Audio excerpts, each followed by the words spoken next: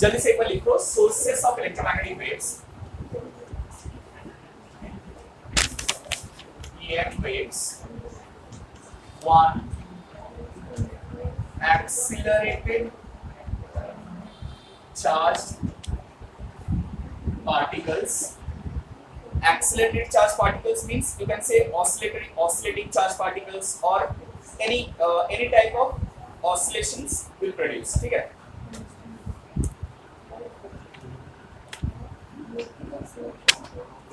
LC oscillations,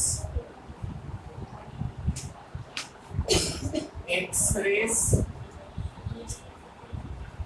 and gamma rays. And you say there are other rays also. Why am I not writing them? Because X-ray जो है ना हम लोग produce कर सकते हैं. We can produce X-ray. ठीक है? और gamma rays जो है वो कहाँ पर produce होता है? Radioactivity में produce होता है. Instantly. So these are the situations which produces electromagnetic waves. Alright? Up. Hertz first detected the presence of electromagnetic wave. कैसे डिटेक्ट किया उसने? उन्होंने ये LC oscillations he introduced between two points. ठीक है? Say there are very strongly charged plates. यहाँ पर एक plate है और यहाँ पर एक tungsten plate है और से ये इंडक्शन कॉइल से कनेक्टेड है. ये इंडक्शन कॉइल से कनेक्टेड है. तो क्या होगा? हम लोगों ने देखा है कि कोई भी इंडक्टर कैपेसिटर सर्किट में अगर हम लोग चार्ज डाल देते हैं तो it will create LC oscillations. मतलब चार्ज एक बार क्रिएट करेगा करंट, फिर करंट और एक बार क्रिएट करेगा चार्ज. सो ये एलसी ऑसिलेशंस जब तक होता रहेगा तब तक क्या होगा? यहाँ पर एक इलेक्ट्रिक फील्ड और मैग्नेटिक फील्ड का वेरिएशन होता रहेगा and the charges will be continuously in a state of acceleration. This at all producing any electromagnetic wave or not, वो समझने के लिए हर्ट्ज ने क्या किया? एक बड़ा सा मेटेलिक कंडक्टर लिया. ठीक है?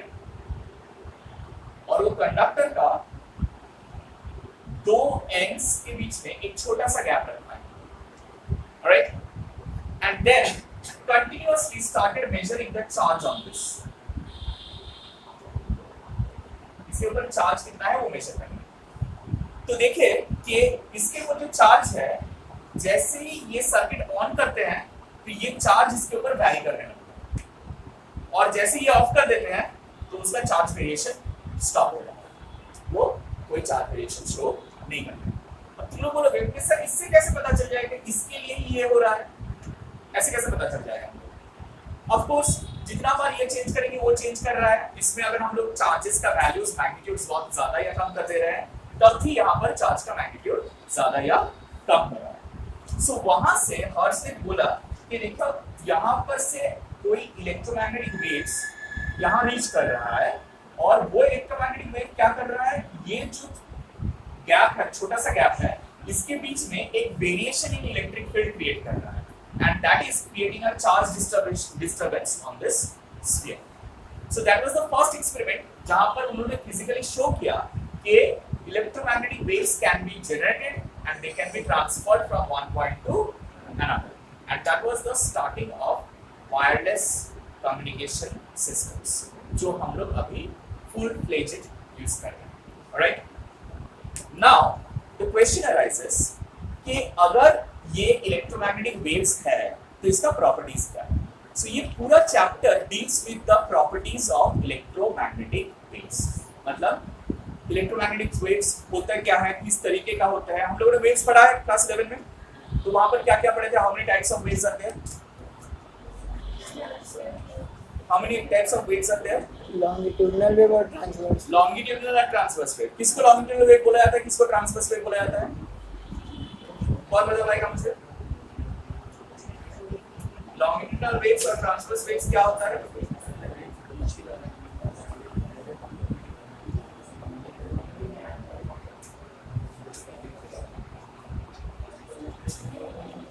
कोई बता पाएगा मुझे? नो, कोई नहीं. जिसका पार्टिकल और वेव का डायरेक्शन सेम होता है. पानी में स्टोन फेंकने से जो रिपल्स क्रिएट होता है that is what type of wave? Longitudinal. Transverse wave. क्यों?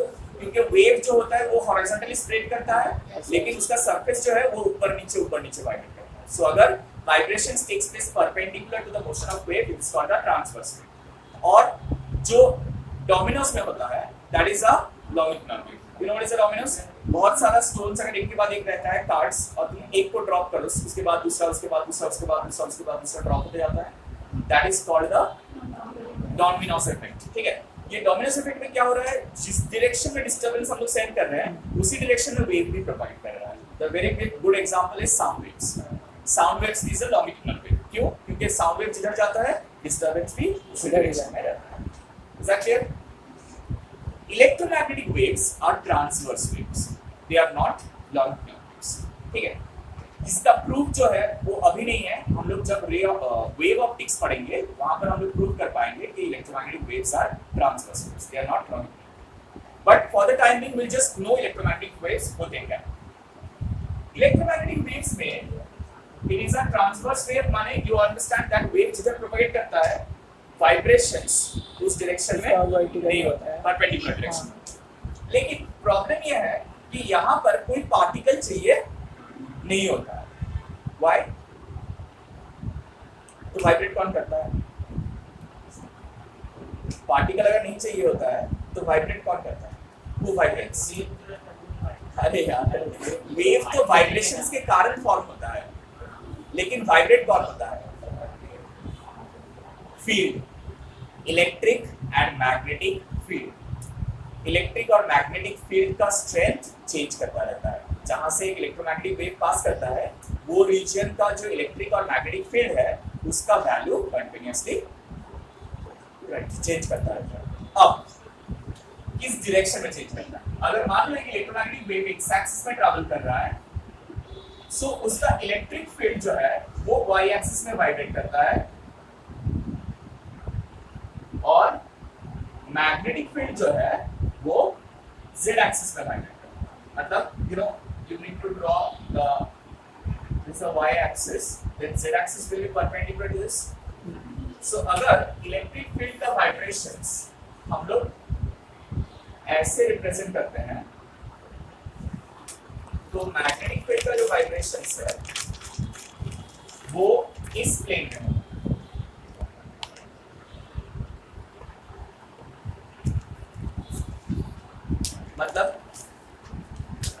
मतलब है कि अगर हम लोग एक कॉपी लेते हैं से, ये एक प्लेन है जिसमें इलेक्ट्रिक फील्ड वाइब्रेट करता है और ये जो प्लेन है इस प्लेन में मैग्नेटिक फील्ड वाइब्रेट करता है। तो ये इलेक्ट्रोमैग्नेटिक वेव है, it travels through the joining of this two edges.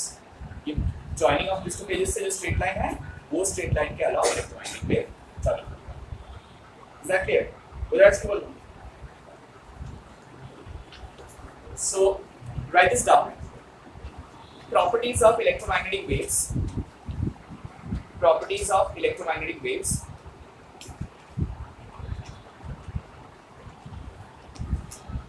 First property in an electromagnetic wave is a transverse wave. First, EM waves are transverse in nature. Transverse in nature. Second, the vibration of electric field and magnetic field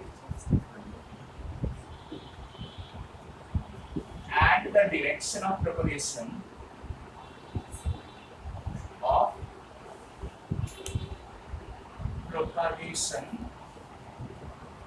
of EM waves are all perpendicular to each other. That is, if the propagation takes place along x-axis, then electric field vibrates along y-axis and magnetic field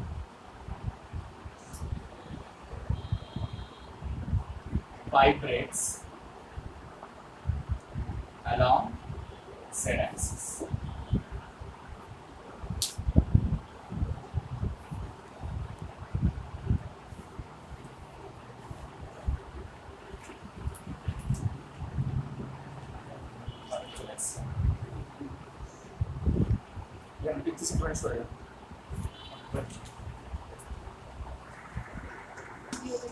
Okay, so the third point is the speed of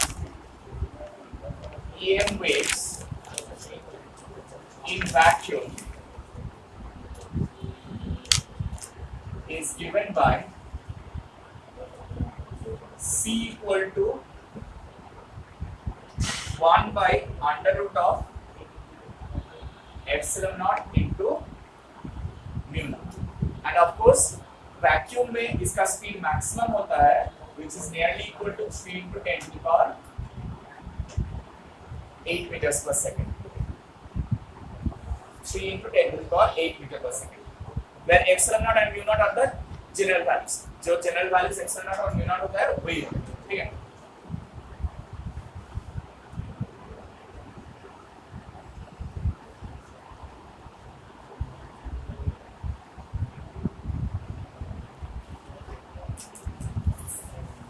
What is it?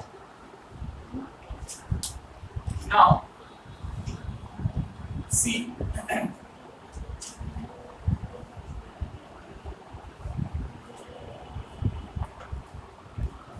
How do you represent the electromagnetic field? Remember the wave equation you have done in class 11 was somewhat like this format: y equal to a sin omega t minus x, right? Omega t minus kx plus phi, which can be also of this form. ये था. यहाँ पर भी format same रहेगा, सिर्फ a जो है उसकी जगह में डिस्प्लेसमेंट नहीं होगी, इलेक्ट्रिक फील्ड होगा या मैग्नेटिक फील्ड. तो अगर हम लोग इलेक्ट्रिक फील्ड को का इक्वेशन से रिप्रेजेंट करना चाहते हैं, इक्वेशन ऑफ EM waves, तो EY जो है वो होगा E naught into sin of kx minus omega t. और अगर b के रिस्पेक्ट में करेंगे तो वो y एक्सिस में नहीं रहेगा, वो z एक्सिस में रहेगा. bz will be b naught into sin of kx minus omega t. Yeah, omega t minus kx, we can obviously write it. Where obviously everyone knows k क्या है, कौन सा कांस्टेंट याद है, एक 2 by लैम्डा होता है.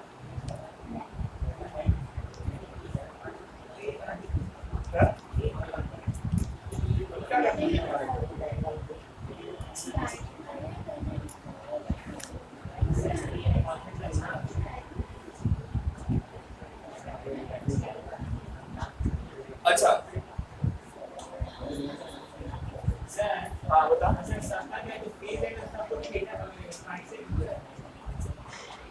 फाई जो है ना वो फेज नहीं है, it is just a phase difference या एक्स्ट्रा फेज या इनिशियल फेज जो बोला जाता है, ठीक है.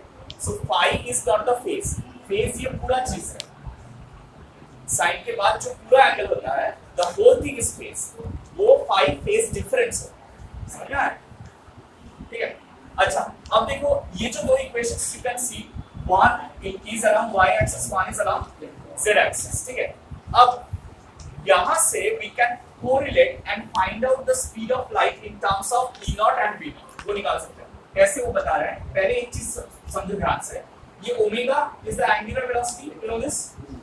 और अगर हम लोग k by ओमेगा निकालते हैं तो वो क्या निकलेगा,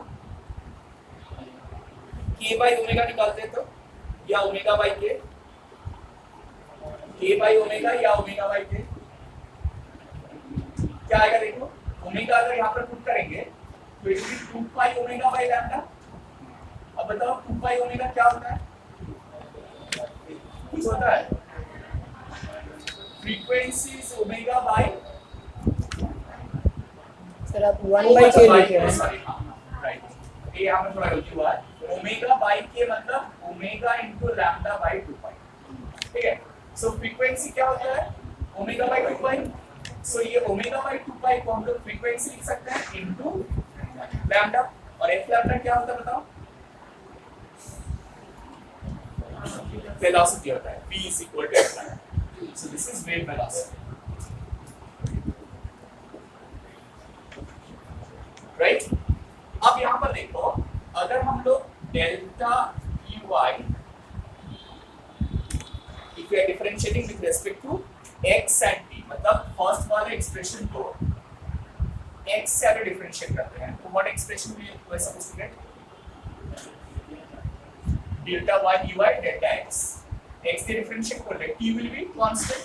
you remember what is this del mean, partial differentiation. जब भी पार्शियल डिफरेंशिएशन हम लोग करते हैं सिर्फ उसी को वेरिएबल्स के हिसाब से ट्रीट किया जाता है, दूसरा को कांस्टेंट के हिसाब से ट्रीट करता है, मतलब t will be constant और क्या, तो इसको डिफरेंशिएट करेंगे तो हम लोग क्या मिलेगा, e0 into k cos kx minus omega t, और इसको अगर t के रिस्पेक्ट में डिफरेंशिएट करेंगे dz dt, तब क्या आएगा,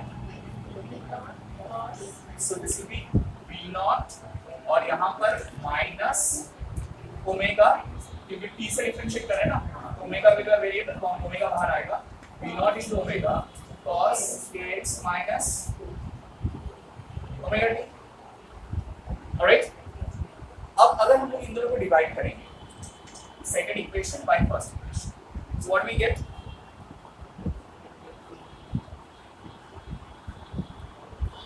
दोनों इक्वेशन को अगर डिवाइड करेंगे तो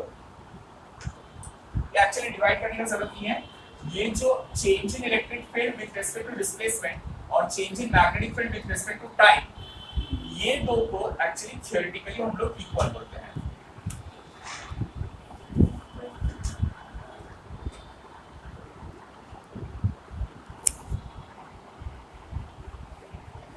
So you can write v0 k cos of kx minus omega t is equal to minus v0 omega cos of kx minus omega t।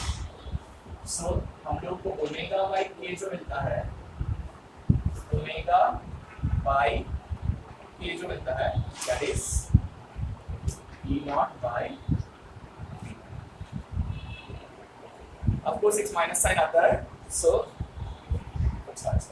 Rate of change of magnetic field जो होता है minus,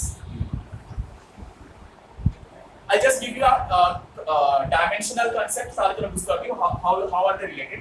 Tell me what is dE dx, this electric field being differentiated with respect to x, so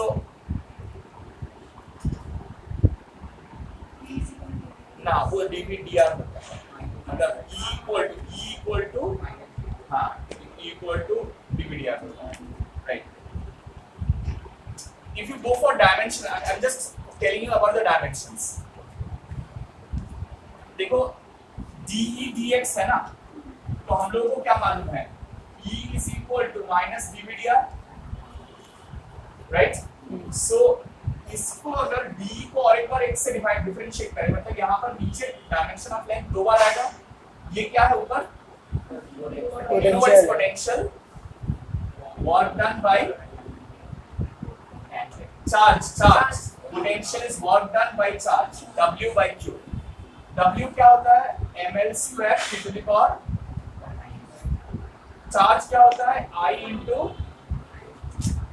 और ये dr क्या है L। अगर हम लोग dE dx कर रहे हैं तो मतलब क्या, और इसको और एक बार x से डिफरेंशिएट कर रहे हैं, मतलब और एक बार यहाँ पर L आएगा, so L square cancels off, this is M I inverse t to the power -3 आया ना। और एक चीज देखो dB dt क्या देगा, ये कहां से मिलेगा, याद है EMF होता है d phi dt, which is nothing but d into b into a dt, ये सर अब ये बताओ मुझे, ध्यान से देखो, ये ध्यान से देखना और बताओ मुझे, यहाँ पर बीम पे है ना, सो डीवीडीटी को हम लोग क्या लिख सकते हैं, ई बाई ए, ई होता है EMF, this is nothing but voltage, and A is area, area means L square, तो वही वोल्टेज मतलब ml square t to the power -2 by I into t by l square हो रहा है ना, सो इसको कैंसिल आउट करने से देखो it comes out to be m I to the power -1 t to the power -2, just the same thing. ये कैसे लिख दिए डिनोमिनेटर में? ये a इधर था ना मल्टीप्लाई, अच्छा, हटा उसको दिया। इधर लेके आने से हाँ, हां बढ़िया। हटा so this because we are finding out duty ना, so you can understand these are dimensionally equal, so actually mathematically ये इक्वल है, ये भी शो कर सकते हैं, its a very broad big calculations यहाँ पर दिया हुआ है, लेकिन वो हम लोगों के लिए कोई काम का नहीं है, we don't need the calculations, all we need to do is find out the relation between this. अब देखो ध्यान से, ओमेगा बाई क्या निकाला था हम लोग, ओमेगा बाई के क्या होता है, a flap down is the velocity, but for electromagnetic waves in vacuum वो वेलोसिटी को हम लोग वेलोसिटी ऑफ लाइट से डिनोट करते हैं, मतलब c से डिनोट करते हैं, तो ये v नहीं लिख के हम लोग हां for light velocity of EM waves.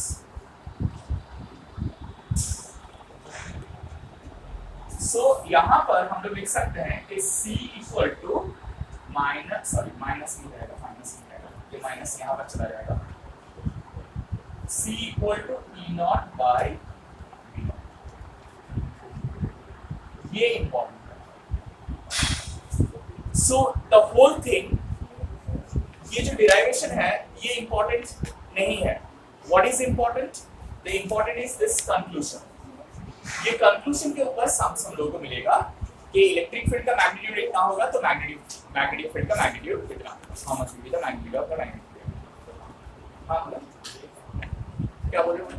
Velocity of EM waves, velocity of EM waves, velocity of EM waves, EM waves. EM waves. So this part was just to make you understand, is not important, you can leave this, ये part छोड़ सकते हो, and this part is important, C equal to E naught by V naught, ये initial वाला step सब लोगों ने clear लिखा है? Well, let's do a simple sum and understand where should we apply this, इसको apply कहाँ पर करेंगे, ये स्ट्रक्चर पे। मान लो एक इलेक्ट्रोमैग्नेटिक वेव्स यहाँ पर दिया हुआ है, Vy equal to 2 into 10 to the power -7 sine of 0.5 into 10 to the power 3x, एक सिंबल है, 1.5 into 10 to the power 11 t Tesla, ये जो दिया हुआ है, this is the equation of a electromagnetic wave. क्यों? देखो ये फॉर्मेट में है, Vy equal to V naught sin omega kx, so यहाँ पर प्लस साइन दिया हुआ है, it just says that the wave is traveling in the negative x axis, positive x axis में नहीं जाके नेगेटिव x axis में, that is different। अब क्वेश्चन क्या है, यहाँ पर क्वेश्चन ये पूछ रहा है, first what are wavelength and frequency of the wave, first question। और second question है, write the expression for electric field।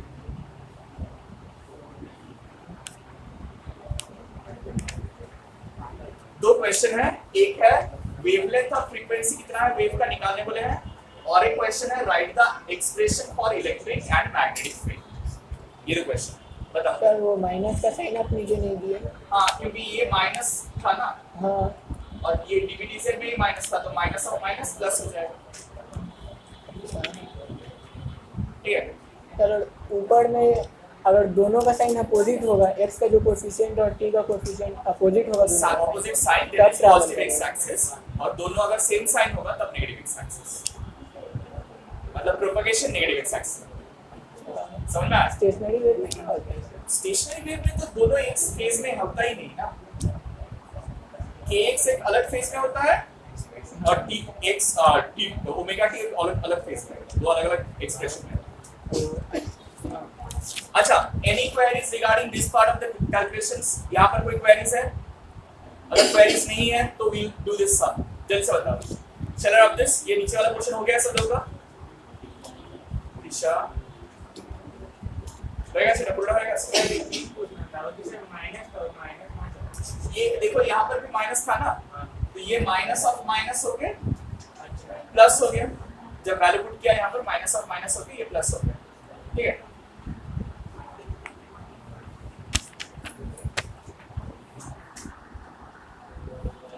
C comparing these two equations, ये दो इक्वेशंस कंपेयर करके हम लोग को क्या मिल रहा है? देखो x के सामने जो चीज है वो क्या है? So therefore k is equal to 0.5 into 10 to the power 3 आया ना?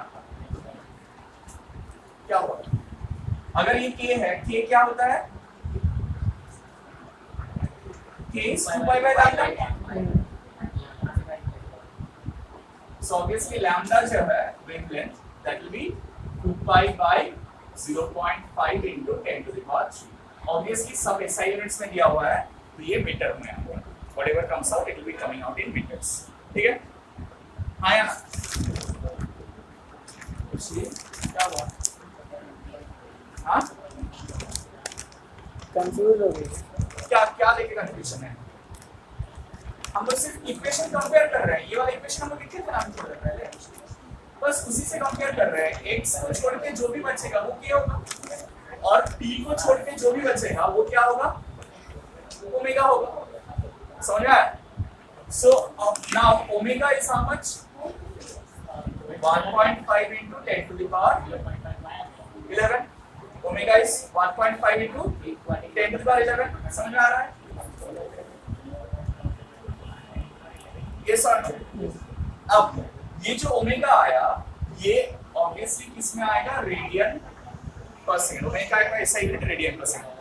अब हम लोग को फ्रीक्वेंसी निकालना है, तो फ्रीक्वेंसी कहां से मिलेगा? So it will be 1.5 into 10 to the power 11 by 2 pi। This much hertz। Frequency का ऐसा यूनिट हर्ट्ज होगा। Done? Now the most important part is writing down the expression for electric field। Right, right। अब देखो expression for electric field अभी हम लोगों ने किया है। Keshav, expression for electric field क्या आया था? इलेक्ट्रिक फील्ड का इक्वेशन क्या आया था? Expression equal to Ex equal to क्या था? E naught sine same E naught sine kx minus omega.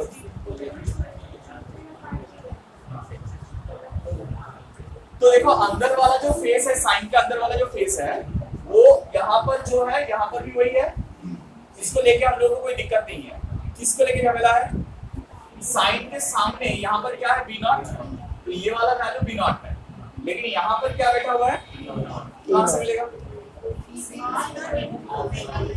E nought by E nought by E nought सही है।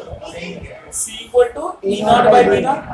सो यहाँ से हम लोग को E नॉट का वैल्यू मिलेगा। ठीक है? सो हियर B नॉट क्या है?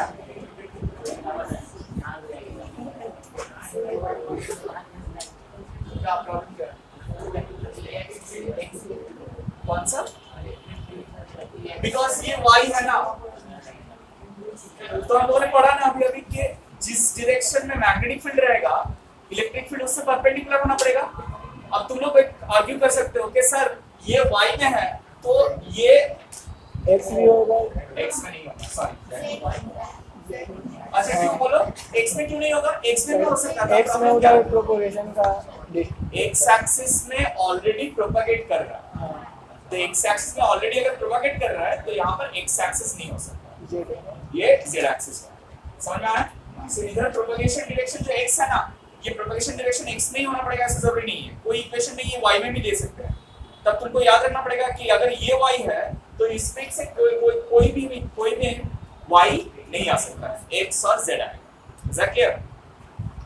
सर के का यूनिट क्या है सर? हाँ, के का यूनिट? k का हाँ ये k का हाँ सर ये लैम्डा माने इमीटर इनवर्स होगा अच्छा पर मीटर इनवर्स। अच्छा b नॉट यहाँ पर है तो b नॉट से हम लोग क्या निकालेंगे, e नॉट निकालेंगे। तो e नॉट क्या आएगा, c into b not. c क्या है, 3 इंटू 10 टू पावर 8। ও আচ্ছা সরি 3 ইনটু 10 টু 8 নিতে পারবো না ভাই, কেন? তার কারণটা হচ্ছে এখানে তো আলাদা আলাদা করে ভ্যালুস দেওয়া আছে না, তাহলে আমাদের এখান থেকে নিতে হবে। So c is what, omega by k, right? Omega by k into b not. So omega কত আসছে এখানে, omega is this and k is this, ওই p আসছে তাই তো, ওটাই আসছে 1.5 into 10 to the power 11 by 0.5 into 10 to the power 3 into b naught is this expression. This is b naught. 2 into 10 to the power -7. वहां से हम लोग e naught मिलेगा। And final expression for electric field,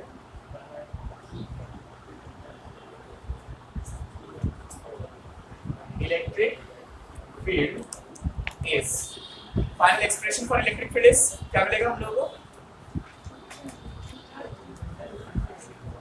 Ez equal to, ये calculation करके आ रहा है कितना, 6 into 10 to the power 60 60 আসছে না 60 আসছে।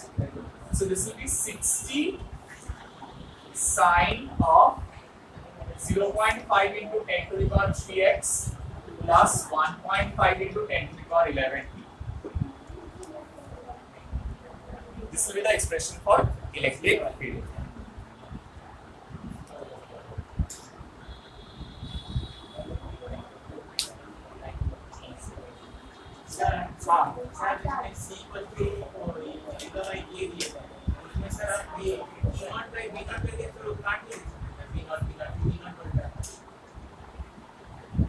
अरे यार हम लोगों को e नॉट निकालना था, काट देने से कैसे चलेगा?